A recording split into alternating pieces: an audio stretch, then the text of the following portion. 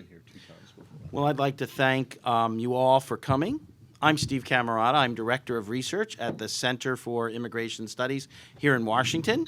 The center is sponsoring this panel today.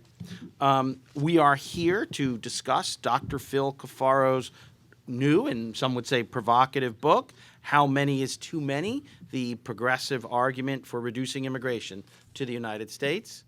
Dr. Cafaro is a philosophy professor at Colorado State University in Fort Collins, Colorado.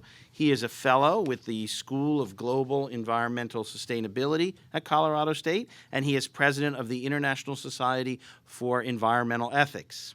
He is a self-described liberal who has broken ranks with most Democrats and progressives to make the case that reducing the level of immigration into the United States would help American workers, especially the poorest workers, and is necessary also to protect the environment.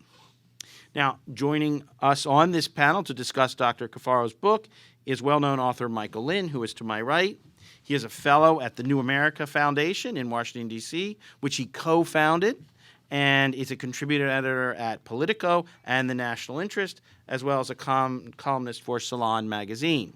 He has written numerous books, including The Next American Nation and Up From Conservatism, Why the Right is Wrong for America, and most recently, his most recent book is Land of Promise, An Economic History of the United States. Now, also on the panel is author and commentator David Frum, who is to my far left. That is not a political representation. It's just where he happens to be sitting. Mr. Frum was formerly a speechwriter for President George W. Bush.